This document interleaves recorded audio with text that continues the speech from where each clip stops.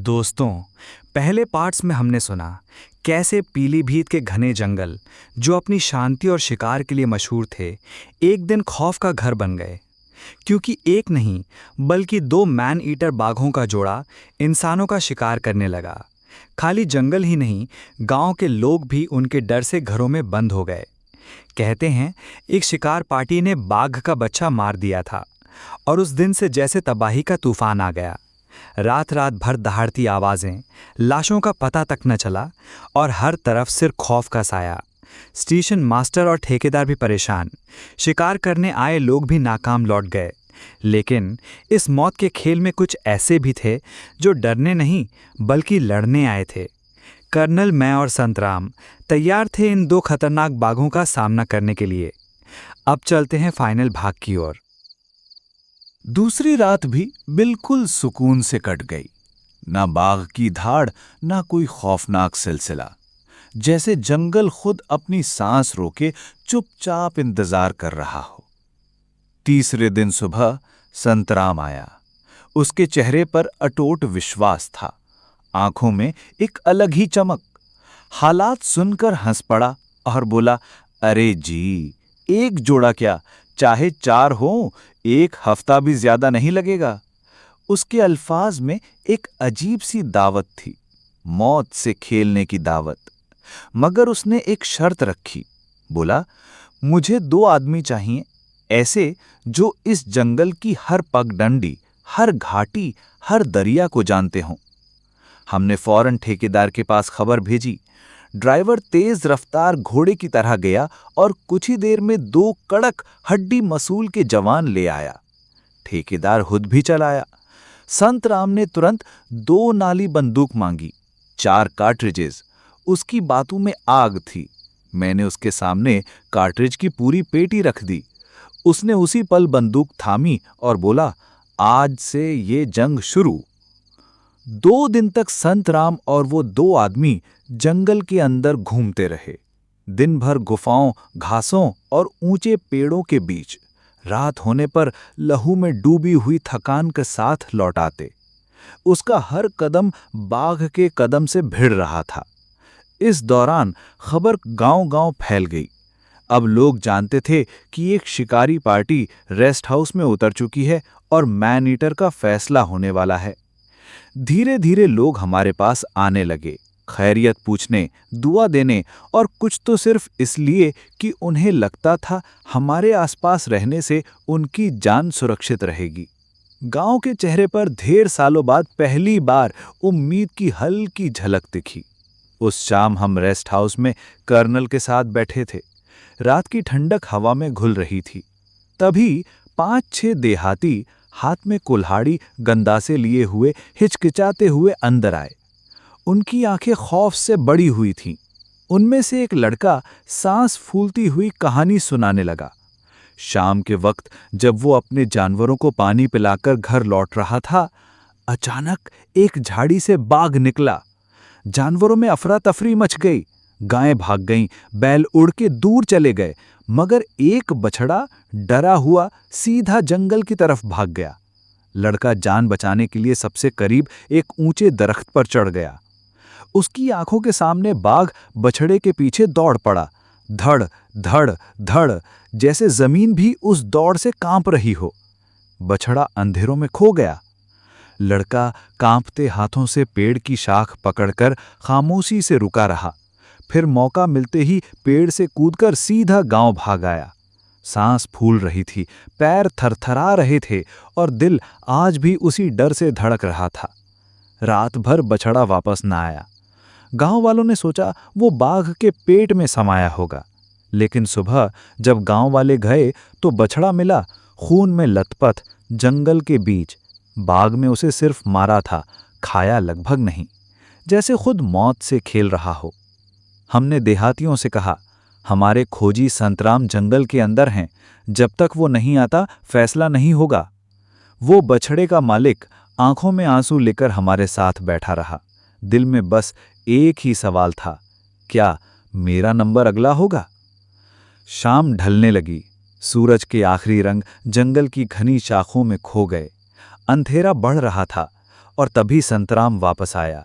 उसके कपड़े धूल से भरे, चेहरा थका हुआ, मगर आंखें अभी भी जगमगा नहीं थीं। हमने उसे सब कुछ बताया, लड़का सामने लाया। संतराम ने गहरी सांस ली और धीमे सुर में कहा, मुझे तुरंत वो जगह दिखाओ।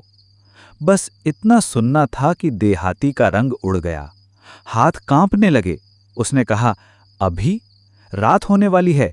अगर मैं अभी घर से निकला तो लोग समझेंगे आदमखोर ने मुझे भी खा लिया। मेरा घर, मेरा परिवार सब रो देंगे। मजबूरी थी। देहाती को रात भर रोका नहीं जा सकता था, इसीलिए उसे जीप में बैठाकर बस्ती तक पहुंचा दिया गया। जंगल अंधेरा था, हवा में एक अजीब सी खुशबू, जैसे मिट्टी भी खौफ सुना रही हो। सुबह होते ही वो लड़का दोबारा आ गया और संतराम को लेकर उस जगह पहुंच गया जहां बछड़े की लाश पड़ी थी। संतराम ने जमीन पर झुका, घनी घास को हटाया और लाश देखकर बोला, आज से 3 दिन पुरानी है, बासी हो चुकी है। उसके अल्फाज में ठंडी सच्चाई थी। और फिर उसने धीरे से कहा, बाघ अब शायद ही वापस आए, पर मैं और कर्नल, हम दोनों को लगता था अब और देरी करना खुद मौत को बुलाना था। हमने संतराम से कहा, मचान तुरंत बनवाओ, हम दोनों अभी निकलते हैं। जल्दी ही सारा सामान लेकर हम उस जगह पहुंच गए। मचान से बछड़े की लाश साफ सुथरी नजर आ रही थी, जैसे मौत के रंग से रंगीन एक पुराना तस्वीर। हम दोनों ने अपनी जगह संभाली, मैं एक तरफ, कर्नल दूसरी तरफ, ताकि एक भी कोना बाघ के लिए छुपा न रहे। कुछ देर तक गहरी खामोशी छाई रही, सिर्फ हवा का हल्का सा सन्नाटा और दूर एक रात रंगी परिंदे की चीख। अचानक एक हल्की सी चाप सुनी। हमने अपनी सांस रोकी, बंदूक और तेज पकड़ ली। रोशनी डाली तो सामने निकला एक पैंथर कैट, बिल्कुल चीते की शक्ल का बिल्ला, खूबसूरत पर खतरनाक। उसकी छलांग, उसकी चालाकी साफ दिख रही थी। वो बेपरवाह चल रहा था, मचान के नीचे से, जैसे अपनी ही दुनिया में मस्त हो। हमने राइफल उठाई, फिर धीरे से नीचे कर दी। ये वक्त शिकार का शौक पूरा करने का नहीं था, हमारे लिए एक ही शिकार था, मैन ईटर। फिर से जंगल चुप हो गया। समय काटना मुश्किल था, पर हम दोनों आंखों से अंधेरे को छेदते रहे। 2 घंटे के बाद एक नीलगाय आई, बड़े खूबसूरत सींग, शांत कदम, जैसे रात के रंगों में रंगीन एक सपना। पर वो बिना रुके आगे निकल गई। थोड़ी देर में चीतल की आवाज ने हमें हिला दिया। उसकी चीख, उसका भागना और बार बार पीछे देखना, ये निशानी थी कहीं आसपास बाघ उसकी ताक में था। हमारी रूह तक कांप गई। कुछ ही पलों में पूरा जंगल गूंज उठा। बहुत से जानवर अचानक भाग निकले, जैसे किसी ने मौत की घंटी बजा दी हो और सबको खतरा महसूस हो गया हो। हम दोनों ने एक दूसरे की तरफ देखा और रोशनी डाली, पर जो दिखा उसने दिल तोड़ दिया। लाश के पास बाघ नहीं था, बल्कि 2-3 गीदड़ अपने तेज दांतों से उस बछड़े की लाश को फाड़ रहे थे। कोई खौफ नहीं, सिर्फ भूख। कर्नल ने मेरी तरफ देखा और धीरे से गर्दन हिला दी। इसका मतलब था, इंतजार बेकार है, बाघ अब इस लाश पर कभी नहीं आएगा। रात काफी गुजर चुकी थी। हमने बंदूक एक तरफ रखी, सिगरेट जलाई और खामोशी में अपने ही ख्यालों से लड़ते रहे। सुबह होने का इंतजार लंबा लग रहा था, और जब सूरज की पहली रोशनी पेड़ों से छनकर जमीन पर पड़ी, तो हमने फैसला किया।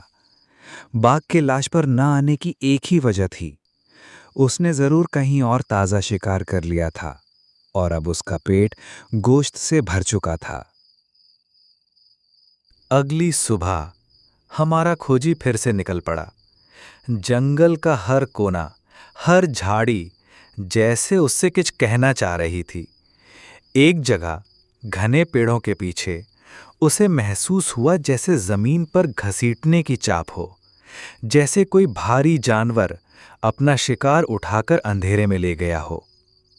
वहां इतना घना जंगल था कि एक हाथ आगे बढ़ाओ तो अपना चेहरा भी ना दिखे। हर तरफ जाली जैसे लताएं, नीचे सूखे पत्तों का गड्ढा और ऊपर से चिपका हुआ सन्नाटा।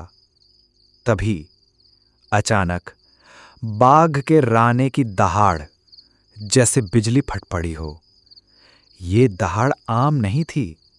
ये आवाज बाघ गुस्से में ही निकालता है। खोजी का दिल तेज धड़क रहा था, पर उसने हिम्मत नहीं हारी। लाठी उठाई और जोर जोर से जमीन पर मारना शुरू किया। धड़ धड़ धड़। साथ ही अपनी पूरी ताकत से चीखा। उसका शोर जंगल के अंधेरे को चीर गया। और फिर दहाड़ बंद हो गई। सन्नाटा फिर से वापस आ गया। खोजी धीरे से आगे बढ़ा तो उसने देखा एक जवान बकरा जमीन पर पड़ा था। बाघ ने उसे दबा तो लिया था, मगर अभी सिर्फ उसके गर्दन ही मरोड़ पाया था। शोर सुनकर शिकार छोड़कर भाग निकला। वो बकरा आधी मौत आधी जिंदगी की हालत में था। खोजी ने उसे उठाया और वापस ले आया। लोगों ने झाड़ फूक और देसी दवा से उसकी जान बचाई। संतराम ने जंगल का और जायजा लिया। उसने कहा, यहां पास ही एक बड़ा जोहड़ है, जहां हर शाम जानवर पानी पीने आते हैं। बाघ भी शिकार की तलाश में वहीं घूमता होगा। पर बात यह थी, ये आम बाघ नहीं था। जंगली बाघ भूख लगे तो शिकार करता है, पर ये आदमखोर था। इंसान का खून उसके लिए अब सिर्फ भूख नहीं, जैसे एक आदत, एक इंतकाम बन चुका था। इसलिए फैसला हुआ, मैं और करनाल एक बंधुआ बछड़ा लेकर मचान पर बैठेंगे और वहीं शिकार के इंतजार में रहेंगे। शाम ढलने लगी। सूरज के लाल रंग ने पेड़ों को आग जैसा बना दिया। जंगल की शांति धीरे धीरे अंधेरे में घुलने लगी। हम दोनों मचान पर बैठे, नीचे बंधुआ बछड़ा और चारों तरफ गहरा सन्नाटा। शाम की रोशनी में एक मोर निकला, अपने पंख घसीटते हुए, जैसे हमें याद दिलाता हो कि ये जंगल उसका भी घर है। फिर एक बड़ा सिंगा अपने बड़े से सींग घसीटता हुआ हरा घास चरते चरते निकल गया। हर एक पल हमारे लिए लंबा हो रहा था। और तभी एक दहाड़, ऐसी दहाड़ कि पूरा जंगल गूंज उठा। पेड़ों के पत्ते कांप उठे, हवा ठंडी लगने लगी और कटादे की हालत देखने लायक थी। बेचारा अपने ही कांटों के घेरे में लपेट गया था। मेरा फैसला पहले से तय था।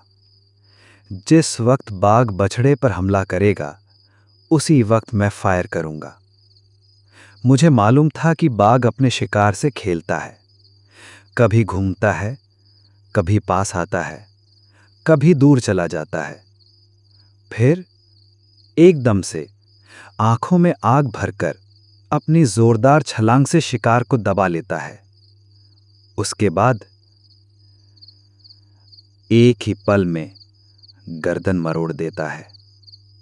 और फिर मौत। और हम दोनों उस मौत के पल का इंतजार कर रहे थे। बाघ के शिकार का अंदाज हमेशा से ही दिल दहला देने वाला रहा है। जब उसकी शिकार की गर्दन टूटती है तो ऐसा लगता है जैसे जमीन के नीचे से खून का फव्वारा उबल पड़ा हो। एक लाल दरिया जो पल भर में मिट्टी को भिगा देता है। उस वक्त बाघ का जुनून, उसका गुस्सा ऐसा होता है जैसे जंगल का असली राजा सामने खड़ा हो। उसकी आंखें आग जैसी, उसके दांत बिजली की चमक जैसे।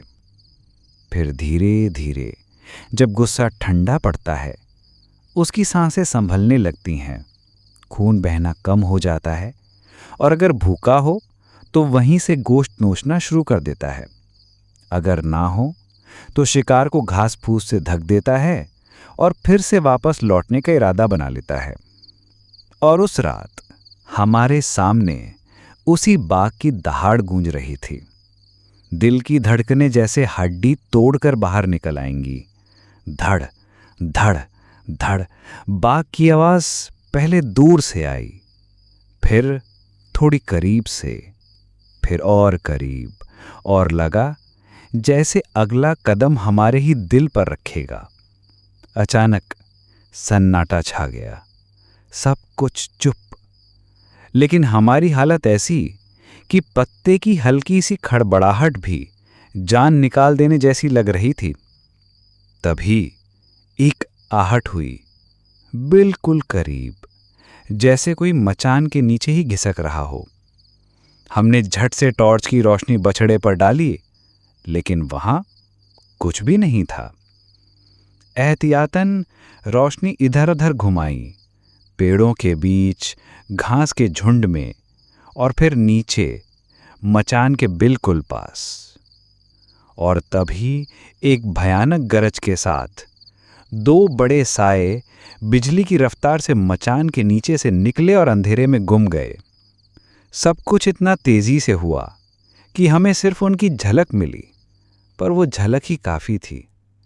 उनकी चाल, उनकी दहशत, हम समझ गए ये आम बाघ नहीं, ये वही मैनेटर जोड़ा था जो इंसान की बू पाकर जानवर छोड़कर सीधा इंसान की तरफ बढ़ता है। याद रखिए, बाघ की सूंघने की ताकत किसी भी खोजी के सोचे से कहीं ज्यादा तेज होती है। 3-4 घंटे पहले अगर कोई इंसान रास्ते से गुजरा हो तो वो भी उसकी बू पकड़ लेता है। और यहां तो हम खुद उसके सामने मचान पर बैठे थे। रोशनी देखते ही बाघ घूम गए, भाग गए, और हमारे दिल में सिर्फ एक ही जज्बा था, मायूसी। शिकार बिल्कुल हाथ आकर हमारी उंगलियों से फिसल गया। पर एक बात का तसल्ली भी मिली, शायद अब बाघ खौफजदा होकर दोबारा इंसान का पीछा ना करे, और अगर भूख लगी तो वह वापस इसी बछड़े के पास आएगा। सुबह होने तक हम मचान पर बैठे रहे, और जैसे ही रोशनी फूटी हम नीचे उतरकर रेस्ट हाउस लौट आए। दिन भर सिर्फ एक ही बहस चली, बाघ का सामना कैसे किया जाए। इस बार फैसला हुआ, एक नहीं 2 मचान बनेंगे, और उनकी ऊंचाई कम से कम 18 फुट होगी, और हर रात बछड़े की जगह बदलती रहेगी। संत राम ने 50-50 कदम के फासले पर 2 नए मचान बंधवा दिए। अगली रात हमने उन मचानों पर बैठकर इंतजार शुरू किया। जंगल फिर जिंदा उठा। कई जानवर गुजरे, मोर, चीतल, बारहसिंघा। लेकिन हमने अपने दिल को समझाया, आज शिकार का वक्त नहीं था, आज सिर्फ मैनेटर का इंतजार था। रात गुजर गई, और सुबह जब गांव के लोग जमा हुए, उनके चेहरों पर उम्मीद थी। उन्हें लगा आज रात बाघ मर गया होगा, मगर मैनेटर की मौत अभी दूर थी। और हम जानते थे, जितनी देर उसकी मौत दूर थी, उतना ज्यादा करीब था इंसान का खून बहना। अगली रात हमारी बारी थी दूसरे मचान पर बैठने की। जंगल का ये टुकड़ा, क्या कहूं, जैसे खुद प्रकृति ने एक रंगमंच बनाया हो। हर तरफ ऊंची ऊंची घनी घास, हवा चलती तो घास की लहरों में जैसे एक समुंदर उठता और बैठता। दूर तक जंगल के साए, और ऊपर से आधी रात की उदासी। मचान पर बैठते ही मेरा शिकार का अंदाज कह रहा था, आज रात कुछ होने वाला है। और ये होने वाला था बाघ से टकराव। समय धीरे धीरे घिसक रहा था। घड़ी ने लगभग 11 बजाए ही थे। जंगल बिल्कुल खामोश, सिर्फ रात के कीड़े और दूर से 1-2 मोरों की आहट। और फिर एकदम से बंधे हुए बछड़े का जोर से टकराना, उसकी चीख, उसकी आखिरी हवास, और फिर एक अजीब सी घुटन भरी आवाज, और फिर सब कुछ सन्नाटा। बिल्कुल खामोशी। हमने तुरंत टॉर्च की रोशनी डाली और जो मंजर सामने था वो देखकर हमारी सांसें अटक गई। बाघ बछड़े की गर्दन तोड़ चुका था। बेचारा बछड़ा जमीन पर तड़प रहा था और उसके करीब ही दो बड़े बड़े बाघ अंधेरे में चमकती आंखों के साथ हमारी तरफ टिक टिक कर देख रहे थे। हम दोनों ने एक दूसरे की तरफ देखा, बिना शब्द बोले सिर्फ आंखों से इशारा किया। एक ही पल, एक ही लम्हा, 2 फायरिंग एक साथ। मेरी राइफल का गोला बिल्कुल सीधा अपने निशाने पर बैठा। बाघ वहीं जम गया, 1 इंच भी हिल न सका। लेकिन कर्नल का निशाना उस बाघ को लगता तो है, मगर वो तेजी से छिपकर अंधेरे में घूम गया। कर्नल का चेहरा उदास था, पर मैंने उन्हें तसल्ली दी, घबराइए मत, गरम घाव में बाघ ज्यादा दूर नहीं जाता। मेरी राइफल थी डबल बैरल 35 इंच का कार्ट्रिज, एक ऐसी मार कि बाघ तो बाघ, हाथी भी ढेर हो जाए। कर्नल की राइफल थी .303, अच्छी थी, पर इतने नजदीक से हमेशा काम आए जरूरी नहीं। दिन का उजाला होने तक हमारी आंखों ने नींद का नाम तक नहीं सुना। सुबह होते ही संतराम और साथियों ने मुर्दा बछड़ा देखा और फिर हमारे साथ मिले। बाघ की लाश देखते ही उनकी खुशी का ठिकाना न रहा। उन्हें बताया कि दूसरा बाघ जख्मी है। संतराम ने तुरंत लाश गाड़ी पर लाद दी और हमें इंतजार करने को कहा। कुछ ही देर में वो लोग जंगल की तरफ चले गए। लगभग 1 घंटे बाद जब वापस आए तो उनके कपड़ों पर खून के निशान थे। उन्होंने बताया, बाघ खून के निशानों की लड़ी छोड़ता गया है। जख्म बहुत गहरा है, जिधर भी गुजरा सिर्फ खून का दरिया।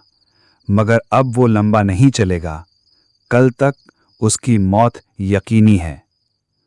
उनके अल्फाज सुनकर हमारे दिल में एक अजीब सा सुकून उतर आया। लगा बस एक रात और कल आदमखोर का खात्मा। उस रात हम रेस्ट हाउस लौट आए, लेकिन कर्नल साहब अंदर ही अंदर परेशान थे। उन्हें डर था कहीं ये सब मेहनत बेकार न चली जाए।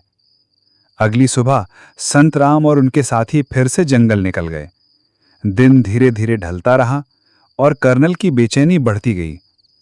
शाम होने ही वाली थी कि एक आदमी दौड़ता हुआ आया।